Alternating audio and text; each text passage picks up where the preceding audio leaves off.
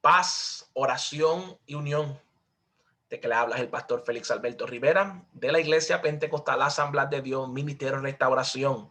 Actualmente estamos en la región de los Estados Unidos y abajo en la pantalla, en la descripción, te pueden encontrar información de nuestro ministerio, nuestras iglesias aquí en Estados Unidos y también la página oficial de nuestro ministerio a nivel mundial. Y hoy nosotros vamos a continuar nuestra serie de héroes de la fe y vamos a ver la historia de uno de los más destacados héroes de la fe del comienzo del siglo número 15, lo que fue el tiempo de la pre-reforma. Y antes de continuar, si usted no se ha suscrito a nuestro canal, por favor hágalo ahora y a la misma vez comparta estos videos. Estamos trabajando para traer material, mensaje, enseñanza, estudio, historia para la edificación del pueblo que estamos alcanzando. Así que vamos a continuar nuestra biografía de nuestro héroe de la fe, John Hus. Y el tiempo en que John Hus nació, la fecha es un poco debatida. Hay algunos que tan pronto como en 1369 ponen la fecha en la cual él nació, otros 1370, 1372, inclusive hasta el 1380 se da el tiempo de su nacimiento y queda un poco de debate en esto. Lo que sí sabemos es que nació en una familia pobre en la provincia de Husenik, de ahí viene su apellido, Hus. En el 1390 él entra a la Universidad de Praga, se matricula, obteniendo una maestría en divinidad, donde se graduó en el 1394. Entonces se convirtió en uno de los profesores prontamente de esta universidad. Y en el 1401 que él se convierte en el decano de la Facultad de Filosofía y sucesivamente en el 1402 es instalado como pastor de la iglesia de Belén. Y es en el tiempo en que John está estudiando y distinguiéndose como profesor en esta universidad que había un debate grande. La universidad estaba dominada por profesores alemanes que ellos enseñaban y respaldaban las enseñanzas del nominalismo, que eran respaldadas por la iglesia o por el papa en el momento, y habían profesores de Bohemia, profesores checos, ya que esta región de Bohemia es lo que hoy República de Checa, y muchos de estos profesores de Bohemia, ellos entonces respaldaban las enseñanzas de John Wycliffe, que más adelante nosotros vamos a estar haciendo un video de este destacado y reconocido héroe de la fe, que sus enseñanzas, sus escritos, sus prédicas hicieron un impacto grandísimo en la vida de nuestro héroe de la fe que estamos hablando ahora, John Hus. Y John entró en estas enseñanzas, en esta lectura y se convirtió en uno de los más destacados predicadores que respaldaba las enseñanzas de John Wycliffe. Y no perdió tiempo John Hus de usar su voz en el púlpito de la iglesia de Belén para dar estas prédicas. Y es en este mismo tiempo que el rey Carlos estaba intentando reformar a la región de Bohemia, y la iglesia tomó esto para cambiar sus mensajes de latín a predicar en la lengua del país, en la lengua natal. Y esto causó una revolución grande porque ahora el pueblo común tenía acceso a escuchar estas prédicas y a poder entenderlas, lo que causó un revuelo bien grande en la región de Bohemia. Y es en el 1403 que los profesores alemanes en la Universidad de Praga se había instituido que los profesores alemanes, su voto valía 3, el de 3, y los votos de los checos, de los profesores checos, solamente constaba de un voto. Así que los profesores alemanes tenían dominio de la universidad por completo. Y es en el 1403, como ya dijimos, que los profesores alemanes votaron respecto a 45 artículos que estaban en contra de las enseñanzas de Wycliffe, donde la universidad condenaba y llamaba de hereje estas enseñanzas. Y esto causó un revuelo bien grande dentro del pueblo checo, dentro de la vida de John Wycliffe, donde ellos se rebelaron y continuaron con las enseñanzas y sus prédicas.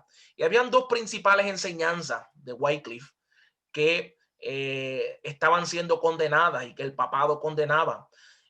La primera era que la iglesia tradicional o el papa mantenía que cuando se llevaba a cabo la cena, la Santa Cena, el pan y el pan literalmente se convertía en la carne de Cristo y el vino literalmente se convertía en la sangre de Cristo. Esto es la enseñanza de la remanencia, que hasta el día de hoy es enseñada en muchos púlpitos de la iglesia tradicional. Y Wycliffe condenaba a esto diciendo que esto meramente era un simbolismo, lo que se hacía.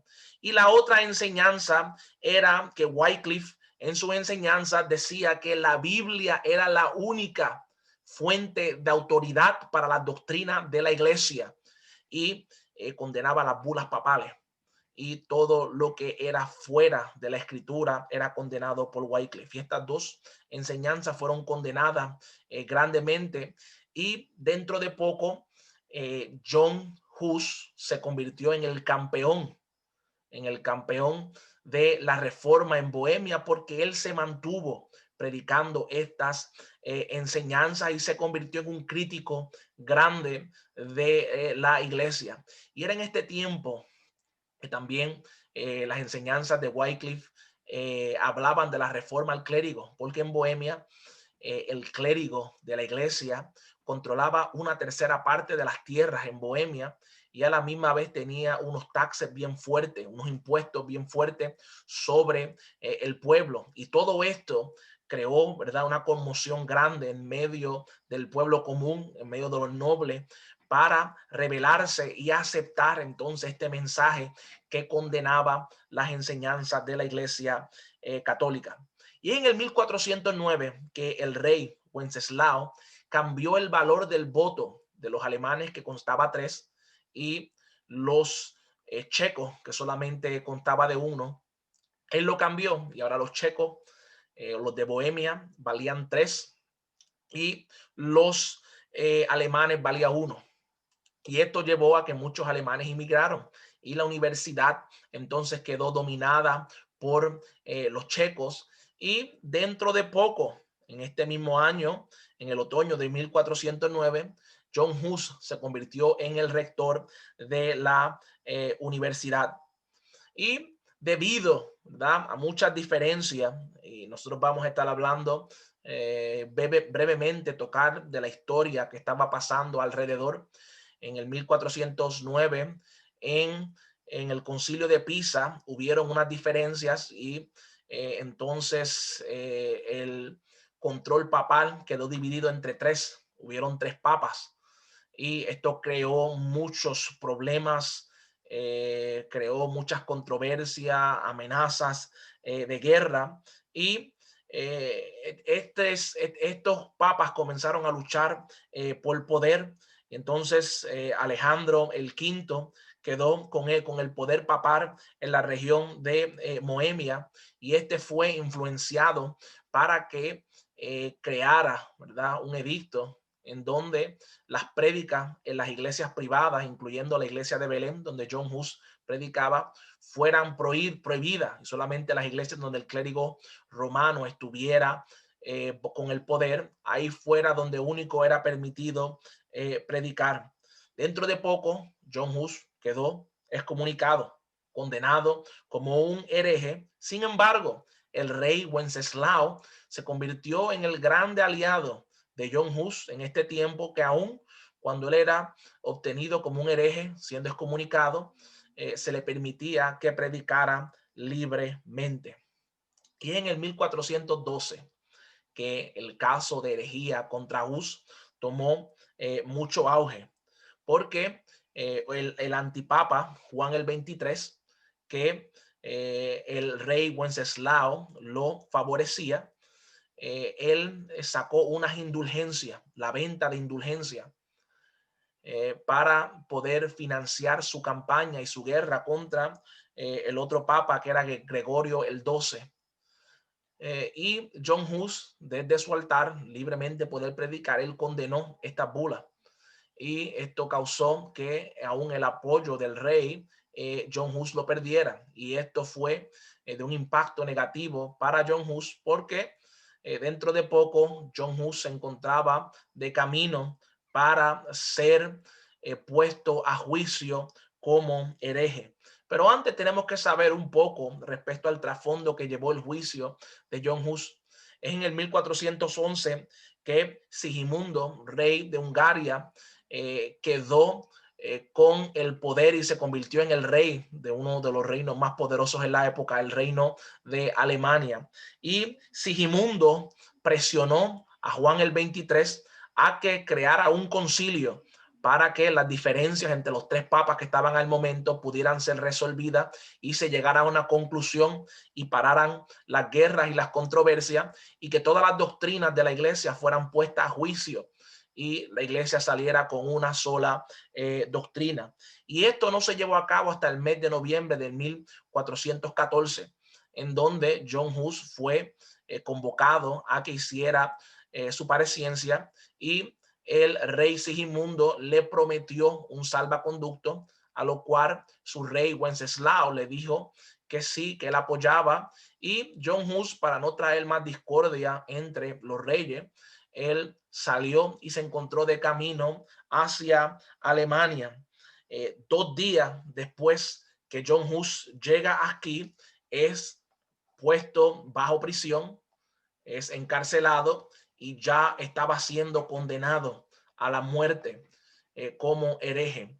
Pero John Hus contaba con el apoyo de muchos nobles de Polonia, de muchos nobles de Bohemia, que comenzaron a escribir cartas y a presionar, y no lograron poner en libertad a nuestro héroe, no lograron poner en libertad, pero lograron que se le dieran 3 audiencias ante el clérigo romano, para que él pudiera defender sus creencias y pudiera defender sus doctrinas. Y durante este concilio se ordenó a que los huesos de Wycliffe fueran exhumados y fueran quemados. Ellos pensaban que quemando los huesos de Wycliffe iban a impedir que él tuviera la oportunidad de ser revivido o levantado en la segunda venida, cuando los muertos en Cristo resucitarían primero, como si esto pudiera parar eso. Y los huesos fueron exhumados, fueron quemados, y John Hus se encontró defendiendo sus doctrinas y sus enseñanzas de la palabra, a lo cual John Hus fue forzado a que él denunciara las enseñanzas que había predicado, a que se retractara y entonces aceptara las enseñanzas de la iglesia del momento, de la iglesia tradicional o de la iglesia papal. Y cuando Hus fue cuestionado, John Foxe, en su escrito, él hace mención de varias de las declaraciones que John Hus hace en el momento que está siendo cuestionado. Y en el momento que John Hus fue puesto ante el concilio, él dice: apelé al Papa y muerto él, y no habiendo quedado decidida mi causa, apelé a sí mismo a su sucesor, Juan el 23, y no pudiendo lograr mis abogados que me admitieran en su presencia para defender mi causa, apelé al sumo juez, Cristo. Y habiendo dicho estas cosas, el clérigo comenzó a presionarlo, a decirle si ha sido absuelto por el Papa, a lo cual él dijo no. Y se le preguntó si era legítimo el poder apelar a Cristo, a lo que John Hus dijo: en verdad que afirmo que aquí delante de todos vosotros que no hay apelación más justa ni eficaz que la que se hace a Cristo, por cuanto la ley determina que apelar no es otra cosa que cuando había habido la comisión de un mal por parte de un juez inferior, se implora y pide ayuda de manos de un juez superior. ¿Y quién es mayor juez que Cristo, ¿quién, digo yo, puede conocer o juzgar la cuestión con mayor justicia o equidad? Pues en él no hay engaño, ni él puede ser engañado y por nadie. ¿Y acaso puede alguien dar mejor ayuda que él a los pobres y a los oprimidos?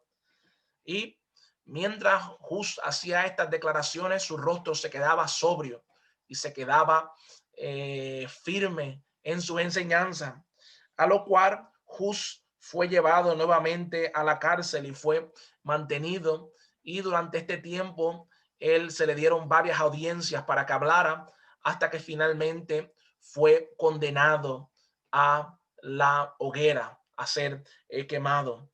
Y cuando él estaba ya para entrar o ser llevado hacia la hoguera, le pusieron una papeleta en su cabeza de demonio para hacer burla de él. Y a lo que él respondió y dijo, mi Señor Jesucristo por mi causa llevó una corona de espinas. ¿Por qué no debería yo entonces llevar esta ligera corona, por ignominiosa que sea? En verdad que la llevaré de buena gana. Cuando se la pusieron en su cabeza, el obispo dijo nuevamente, ahora encomendamos tu alma al demonio. Eso fue lo que el obispo que lo estaba comendando le dijo. Y John Hus respondió, levantando los ojos al cielo, pero yo la encomiendo en tus manos, oh Señor Jesucristo, mi espíritu que tú has redimido. Qué tremenda valentía es presentada por nuestro héroe de la fe, por Jan Hus. Ante la misma muerte, él se mantenía firme en su creencia, firme en la palabra, y lo ataron a la estaca y lo amarraron, y ahí le pusieron cadena. Y cuando le pusieron la leña que llegó hasta el fuego, dicen que el duque de Baviera estuvo bien solícito, deseándole que se retractara, que echara para atrás y que saliera con su vida. Y Hus le respondió y dijo, nunca he predicado ninguna doctrina con malas tendencias, y lo que he enseñado con mis labios lo sellaré ahora con mi sangre. Qué tremendo, ¿verdad? La valentía demostrada por este hombre. Y en este momento que prendieron la hoguera, y nuestro héroe, Julio 6 del 1415, fue quemado en la hoguera y ahora salió de un cuerpo mortal y recibió, oh gloria a Dios, el cuerpo inmortal y la corona allá en los cielos que Cristo en su momento dado le daría. Y sus enseñanzas, su vida fue de gran impacto, porque una profecía que Jan Hus dijo antes de morir, él dijo, ustedes piensan que terminando mi vida van a opacar la enseñanza de la verdadera palabra. Yo digo que hoy queman a un ganso, porque Hus, lo que significa en la lengua bohemia, ganso. Hoy queman un ganso, pero más adelante saldrá un cisne. Y esto era profético, porque no es hasta prácticamente un siglo después que la reforma toma lugar, y entonces la enseñanza de la palabra es esparcida por toda Europa hasta el tiempo de hoy que nos llega esta poderosa palabra del Señor. Así que este fue nuestro héroe de la fe. Yo quisiera saber en sus comentarios cuál sería un próximo héroe que ustedes quisieran que nosotros enseñásemos aquí en este canal. Dios me los bendiga, Dios me los guarde, y sería hasta la próxima.